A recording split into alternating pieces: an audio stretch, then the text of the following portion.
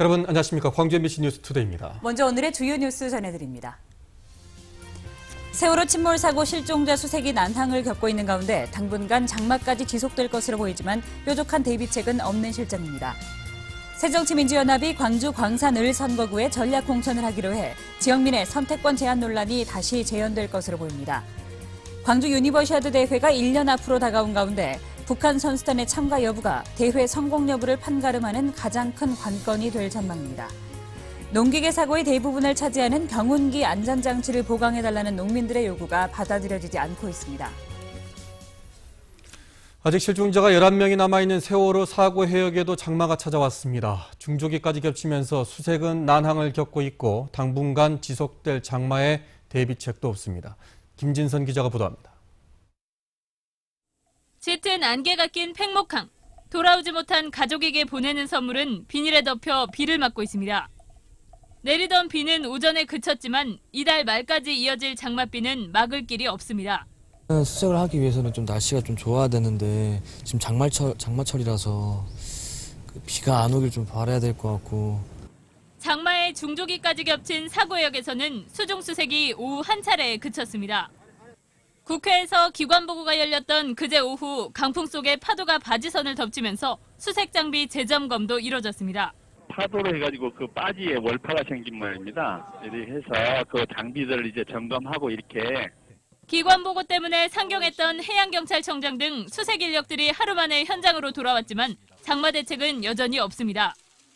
장마에도 수색을 이어간다는 방침만 밝혔을 뿐 실종자 가족들이 요구한 구체적 방안은 아직 제시되지 않고 있습니다. 지난달 24일 단원고 여학생의 시신이 수습된 이후 수색이 성과를 보이지 못하면서 실종자는 열흘째 11명에 멈춰 있습니다. MBC 뉴스 김진선입니다. 세월호 참사 당시 근무를 제대로 서지 않은 진도해상교통관제센터 해경들이 근무만 제대로 섰다면 구조 시간을 최대 18분 정도 더 확보할 수 있었던 것으로 드러났습니다. 검찰은 해경이 근무 태만을 넘어서 근무 포기 수준이었다고 비난했습니다. 송정근 기자입니다. 진도해상교통관제센터 진도 VTS 해경들이 영장 실질 심사를 받으러 법정에 들어서고 있습니다. 혐의를 인정하시나요? 삭제는 왜 하셨어요? 세월호 참사 당시 VTS 상황실에 근무를 서고 있어야 했던 해경은 규정대로라면 2명이지만 실제로는 1명뿐이었습니다. 2명이 함께 보고 있어야 할 해상 지도를 1명이 한꺼번에 보다 보니 지도 축적이 크게 높아졌고 그 결과 세월호가 항로를 이탈해 이상 궤적을 그리고 있어도 진도 VTS는 이를 알아차리지 못했습니다. 진도 VTS에서 세월호가 침몰하고 있다는 사실을 안 건 침몰 시작 8시 48분에서 18분이나 지난 오전 9시 6분. 목포해경의 침몰 사실을 먼저 파악해 보고를 해야 하지만 거꾸로 목포해경으로부터 연락을 받은 것으로 드러났습니다. 검찰은 근무를 제대로 섰다면 초동 대응이 최대 18분 앞당겨졌을 것이고 많은 승객들을 구조할 수 있었다며 해경이 근무 태만이 아니라 업무 포기 수준이었다며 비난했습니다. 해경들은 이 사실이 드러날까 봐 상황실 CCTV 영상 3개월치를 삭제했고 교신 일지도 2명이 한 것처럼 조작하기도 했습니다. 이들은 평소에도 2명이 아닌 1명이 일을 하는 등 반쪽짜리 근무를 해온 사실도 확인됐습니다. MBC 뉴스 송정근입니다. 근무 태만 등의 혐의를 받고 있는 진도 VTS 소속 해경 2명이 구속됐습니다. 광주지법은 관제 업무 담당 팀장 43살 정모 씨와 CCTV 관리자 39살 이모 씨 등 해경 2명에 대해서 검찰이 청구한 구속영장을 발부했습니다. 정 씨는 2인 1조가 관제하도록 한 규정을 어기고 1명이 근무하도록 한 혐의고 이 씨는 CCTV 촬영 영상을 삭제한 혐의입니다. 법원은 그러나 함께 영장이 청구된 해경 35살 이모 씨에 대해선 도주와 증거인멸 우려가 없다며 기각했습니다. 새정치민주연합이 광주 광산을 선거구에 특정 인물을 전략 공천하기로 했습니다. 지난 지방선거에 이어 또다시 전략 공천을 선택하면서 지역민의 선택권 제한 논란이 재현될 것으로 보입니다. 이계상 기자입니다. 새정치민주연합이 광산을 국회의원 보궐선거에 전략 공천을 하기로 결정했습니다. 이 지역구에 출마를 선언했던 기동민 전 서울시 정무부시장은 서울 동작을 선거구에 전략 공천됐습니다. 광산을 선거구가 전략 공천 지역구로 선정된 것은 천정배 전 장관 출마에 따른 반발 여론 등이 작용한 것으로 알려졌습니다. 누구를 공천할지는 새정치민주연합 최고위원회 회의를 통해 확정됩니다. 그냥 나머지 후보들을 가지고 기준에서 한 사람을 결정할 수도 있고 또 새로운 사람을 외부에서 영입할 수도 있고 여러 가지 변수가 있죠. 안철수 공동대표는 동작을의 기동민 전 부시장을 선택한 것은 정치 신인에게 기회를 주고 당의 활력을 불어넣기 위한 것이라고 말했습니다. 이 같은 해명은 광산을 선거구에도 정치 신인 등용을 위한 전략 공천이 불가피함을 내포하고 있습니다.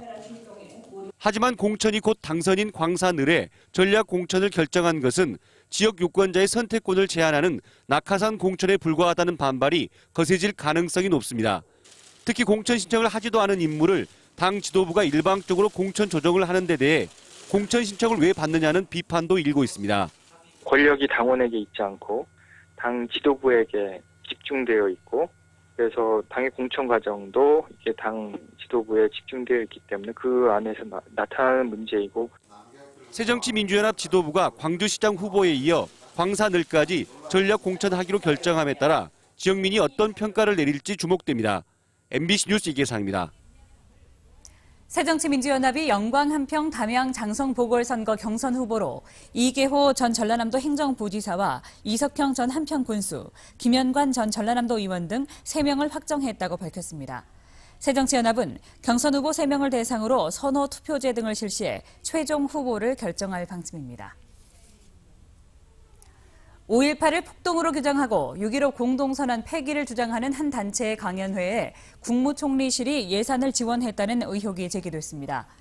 새정치민주연합 김기식 의원은 12.12 신군부 출신 박희도 전 육군참모총장이 대표로 있는 대한민국 지키기 불교도 총연합이 지난해 실시한 현대사 재조명 강연회에서 5.18 광주민주화운동을 폭동으로 규정하고 6.15 공동선언의 폐기를 주장했다며 이 강연회에는 총리실이 2천만 원의 예산을 지원했다고 주장했습니다. 김 의원은 국무총리실이 국민 세금으로 사실상 망언의 지원을 한 셈이라며 비판했습니다. 2015 광주 하계 유니버시아드 대회가 꼭 1년 남았습니다. 전 세계 170개 나라에서 2만여 명의 선수단이 참가하는 지구촌 최대의 대학 스포츠 축제가 내년 7월 3일부터 12일 동안 광주에서 펼쳐집니다. 먼저 어떤 경기들이 열리는지 알아보겠습니다. 이재원 기자입니다. 먼저 13개 정식 종목에는 손현재 선수가 출전할 리듬 체조가 있고 광주가 자랑하는 펜싱과 체조, 축구와 수영 같은 인기 종목도 들어 있습니다. 개최국이 결정하는 선택 종목에는 야구와 양궁을 비롯한 8개 선택 종목이 열립니다. 이 많은 경기들이 열리려면 역시 많은 경기장이 필요합니다. 하지만 예산 절감을 위해 경기장 3개만 새로 짓고 나머지는 월드컵 경기장이나 대학 체육관 같은 기존 시설을 활용합니다. 남부대학교 안에 국제 규모로 짓고 있는 수영장에서는 수영과 다이빙 경기가 열립니다.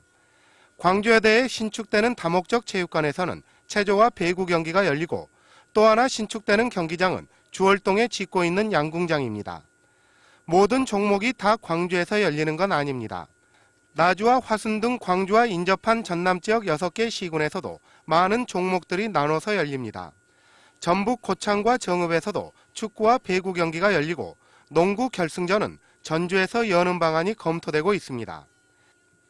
가까이 있는 지역의 경기 시설들까지 최대한 활용해서 흑자 대회를 열겠다는 목표가 대회를 유치할 수 있었던 이유 가운데 하나였습니다.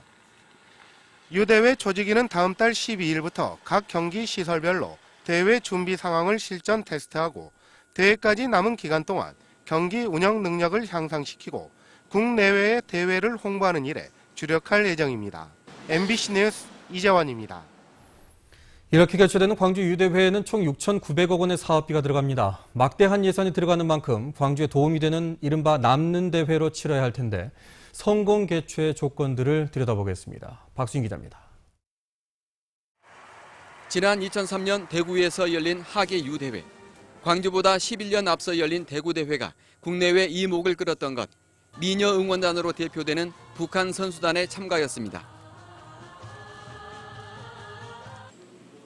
광주시와 유대회 조직위원회가 남북 단일팀 구성에 오래전부터 공을 들여왔던 건 북한의 참가를 대회 흥행의 열쇠로 보기 때문입니다. 단일팀이 성사되거나 북한 선수단이 참가한다면 평화의 도시라는 광주의 위상도 한층 올라갈 것으로 보입니다. 남북 관계가 갈수록 경색되고는 있지만 조만간 좋은 소식이 있을 거라는 기대도 광주시 안팎에서 들려오고 있습니다. 유엔에서 반기문 사무총장께서 직접 우리가 협약도 최근에 했었고, 그래서 이제 좀 남북 관계에 대해서 많은 관심을 갖고 추진을 하고 있기 때문에 윤장현 신임 광주시장이 지적했던 고비용 구조를 개선하는 일도 남은 기간 동안의 과제입니다.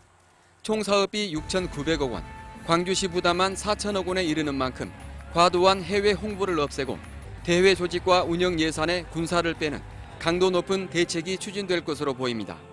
보다 경제적으로 알뜰한 이런 대회가 되고 또 실제 지역에 또 고용 창출이라든가 시민들도 참여 이런 실질적인 이런 효과들이 나는 대회로 대회 비용 절감의 핵심인 스폰서 기업을 최대한 유치하고 대회 이후 신축 경기장을 시민 문화 생활에 도움이 되도록 활용하는 것도 대회 성공의 관건입니다.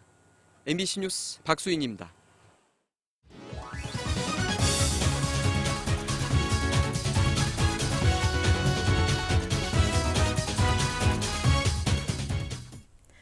안녕하세요. 스포츠투데이입니다.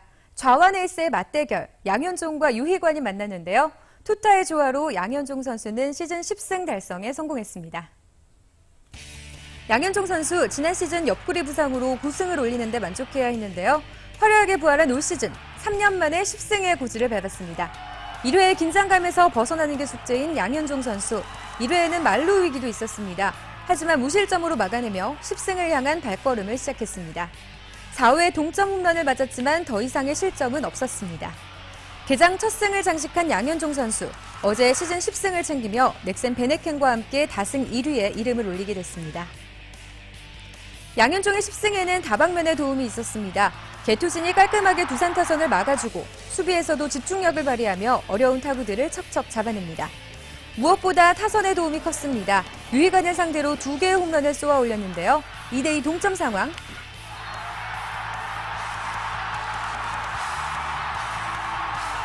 안치홍 선수가 3점 홈런을 쏘아 올리며 점수차를 벌립니다.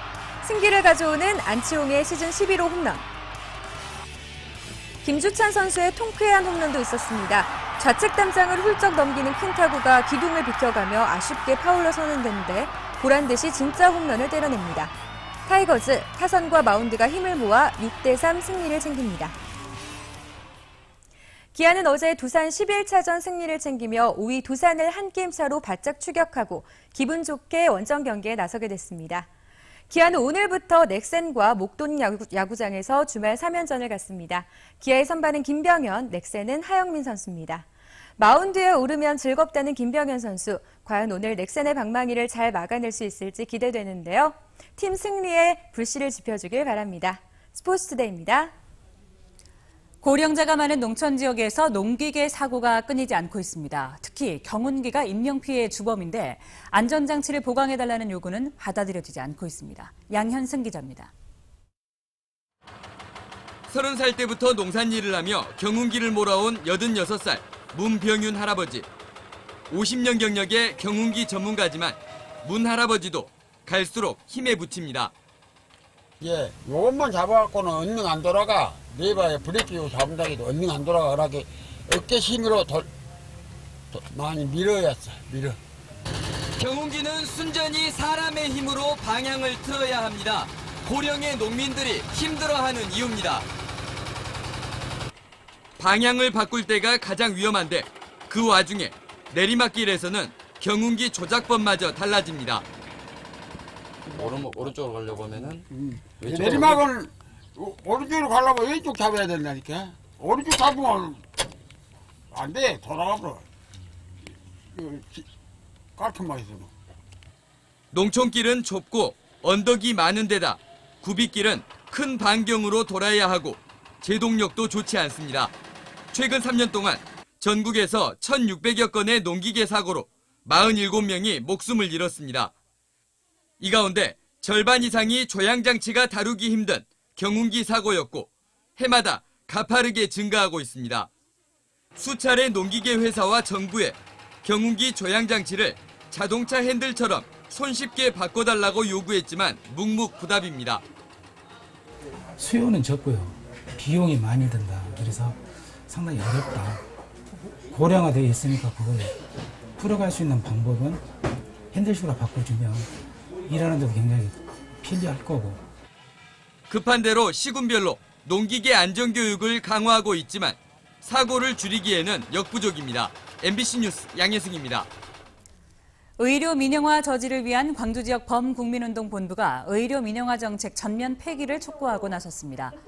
의료 민영화 저지를 위한 광주 지역 범국민운동본부는 어제 오전 광주시 북구 새누리당 광주시당 앞에서 기자회견을 열고 박근혜 정부는 투자 활성화 대책이라는 이름으로 의료 민영화 정책을 강행하고 있다며 국민들의 건강과 생명은 돈벌이 대상이 아니라고 말했습니다. 또 의료 민영화 반대 전국 저녁 1인 시위와 병원 노동자들의 총파업 투쟁 등 공동행동을 본격적으로 추진하겠다고 밝혔습니다. 광주시 교육청은 농산품 품질관리원과 함께 15개 학교에 공급된 친환경 쌀의 잔류 농약을 검사한 결과 모두 불검출 판정을 받았다고 밝혔습니다. 이번 조사는 광주시 관내에 친환경 쌀을 공급하는 15개 업체의 쌀 공급 학교 한 곳씩을 골라 실시됐습니다. 광주시 교육청은 지난 2012년부터 초, 중학교에 친환경 쌀을 공급하고 있고 올해부터는 전체 학교를 대상으로 친환경 쌀을 공급하고 있습니다.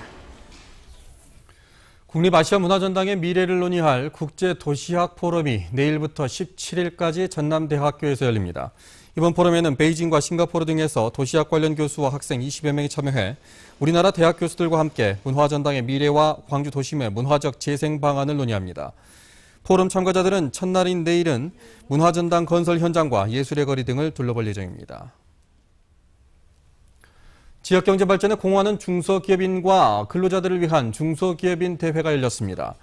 어제 열린 2014 중소기업인 대회에서 중소기업인들은 세월호 참사는 안전불감증에 눈이 먼 중소기업인에서 출발했다며 안전관리를 철저히 할 것을 다짐했습니다. 또 지역경제 발전에 앞장서온 기업인과 근로자 등 39명에 대한 포상도 실시됐습니다. 무등산 국립공원에서 멸종위기 야생생물들이 살고 있는 것으로 확인됐습니다. 무등산 국립공원 동부사무소는 지난해부터 무인 센서 카메라 20대를 설치해 야생동물을 관찰한 결과 멸종위기 야생생물 2급인 노란 목도리 담비, 삭, 구렁이 등의 서식을 확인했다고 밝혔습니다. 특히 지난해 자연자원조사에서 확인된 노란 목도리 담비, 삭 이외에 무등산에서 처음으로 구렁이 서식도 확인했다고 말했습니다. 6.4 지방선거에서 전남 지역 여성 당선자 비율이 전국 최하위인 것으로 나타났습니다. 전남 여성플라자가 선거 결과를 분석한 결과 광역의원 선거에서는 52명의 당선자 가운데 여성이 1명으로 전국 평균보다 6%가 낮았고 비례대표를 포함해도 5명에 그쳐 역시 전국 평균에 크게 미치지 못했습니다. 여성 기초의원 비율도 5.7%로 전국 평균 14.6%와 큰 차이를 보이며 전국 최하위를 기록했고 기초의회 22곳 가운데 14곳은 여성 당선자가 아예 없었습니다.